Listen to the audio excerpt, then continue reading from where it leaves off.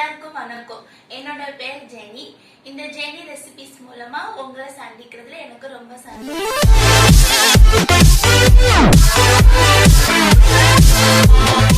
எனக்கு சின்ன வயசுல இருந்து குக்கிங்னாலே எனக்கு ரொம்ப இஷ்டம்.